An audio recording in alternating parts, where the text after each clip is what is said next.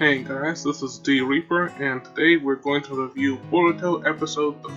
So strap in, we'll keep this train chugging as long as we have some steam. So things start off with Boruto's usual lack of self-awareness as he brings a Demon Wind Shuriken to a lesson where the other students are practicing to use their Shuriken Jutsu.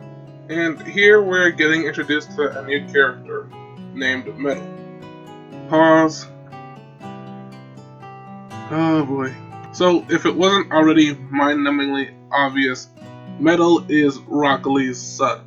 So, let's take a minute to talk about Rock Lee. I am Rock Lee, the Hidden Leaf Village's handsome devil.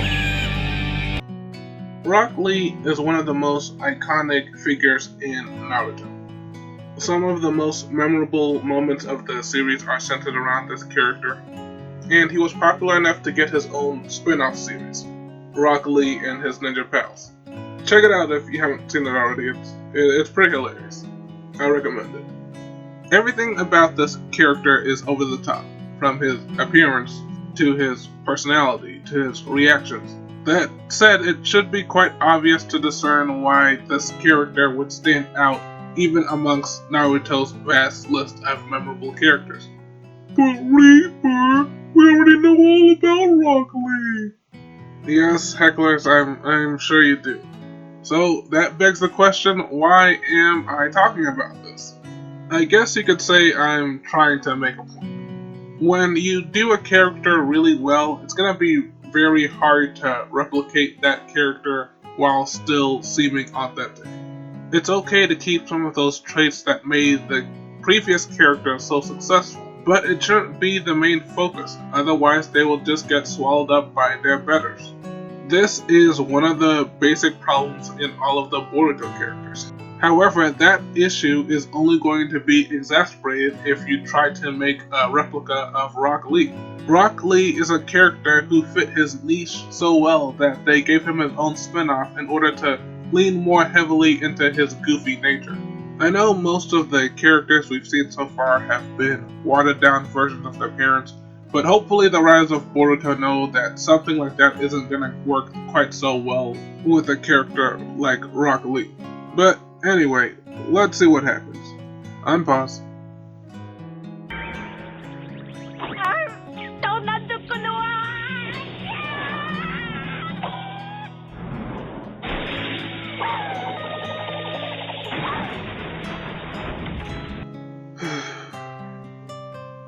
Good grief.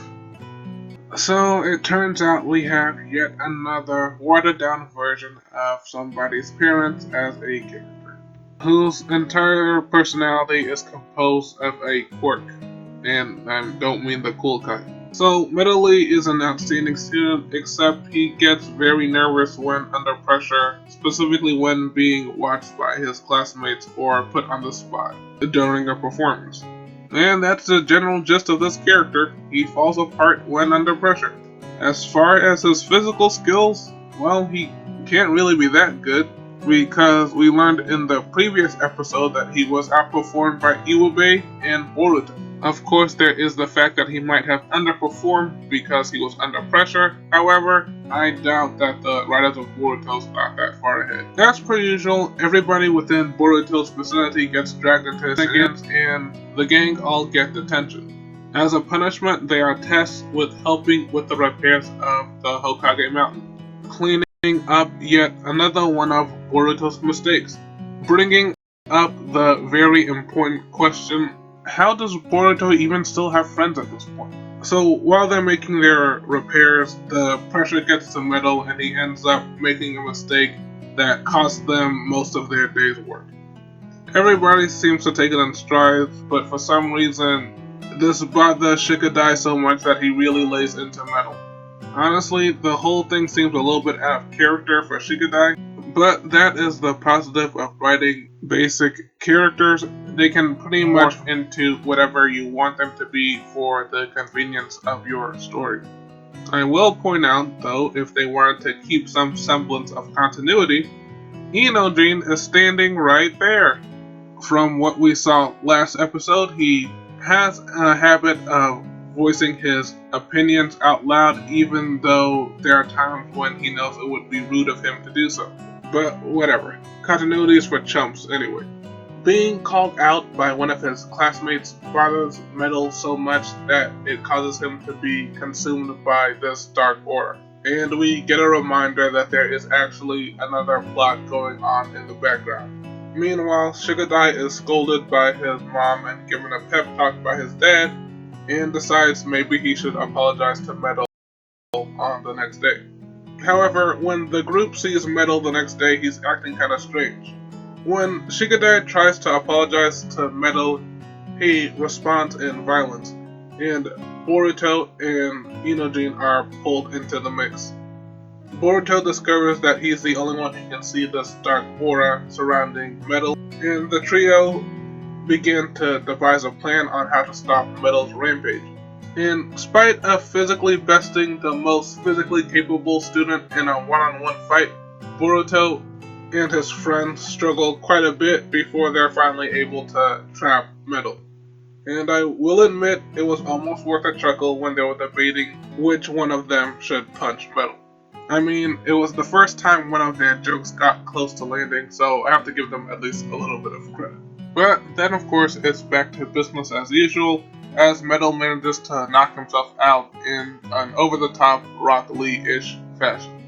When he comes to, he has no recollection of attacking his friends, and the group decides to just forget about the whole incident. Yeah, seems like a healthy thing to do. So life goes on as usual. Now having confirmation that he's the only one who's able to see these weird occurrences, Boruto asks his mom, Hinata, about the Byakugan to see if he might be able to get answers of these strange things that he has been seeing. But his efforts don't bear much fruit, so he decides to just forget about the whole thing. Sounds like a healthy thing to do. And that's pretty much the whole episode. In my opinion, this is probably the most boring episode we've seen so far. In addition to being uninteresting and unfunny, the whole thing seems like a massive waste of time. But before you ask, no, I'm still not going to flag this episode for boredom. This is episode 3 and there's still characters to introduce and etc, etc. I will say though, as far as my tolerance, you're running out of road, Boruto. Since we have a little bit of time left, let's talk about a few things we could have done to improve Metal as a character. As I said before, replicating a character like Rock Lee is not something that's going to go well. However, a connection to Rock Lee does give us a lot to work with when writing a character like Metal. Since we know Metal will likely be raised with the mantra that anything is achievable through hard work, as well as being encouraged to always give 310% in any task you may be doing, it might have been a good take to make this character something of a perfectionist. Someone who's able to excel at everything through the power of hard work. After all, if you combine Lee's work ethic with somebody who has natural talent, really the sky's the limit. I think it would have been cool to see somebody like Metal as class rep instead of what's her name? After all, class rep usually goes to the most responsible and hardest working student, and with Rock Lee as a father figure, it'd be obvious of why he was able to make that achievement. If they still want to give him a debilitating quirk, instead of selective petrifying nervousness, they can give him a crippling reaction to failure. Because he firmly believes in the power of hard work, anytime that he fails to perform flawlessly, he attributes it to not having worked hard enough. So perhaps instead of trying to stop Boruto's demon wind shuriken and then getting nervous, therefore getting pulled into the whole mess, what if instead it's Metal who's trying to scold Naruto for breaking the rules as class rep? But since Shino is being completely unreasonable, Metal gets thrown in detention anyway along with Boruto and his friends. From that moment, Metal just has the most obscene defeated expression on his face, as internally he's thinking, how could he possibly end up in this situation? How could he have worked harder to avoid this? How can he explain the fact that he must have been slacking off to land himself in this position to his father? And things of that nature. This goes on until eventually Inojin has enough and harshly tells Metal that he's overreacting. that no matter how hard somebody works, at some point you're going to fail at something. Metal gets upset about having his world view put in question and still gets consumed by the dark energy. Boruto and friends rebuke Inojin and tell him there's a way to be direct while still being polite, and the rest of the episode can play out in a somewhat similar manner, except at the end, Metal walks away with a slightly higher tolerance for failure. And there you have it. By adding a few minor changes, you can take a flat character and add some dimensions, as well as giving an episode some semblance of meaning by having the character learn a lesson. But anyway, I think we can go ahead and end this one here. My name is D Reaper, and I'm a YouTuber for fun. Today's challenge: eat at least one home-cooked meal. Good luck, and I'll see you guys in the next one.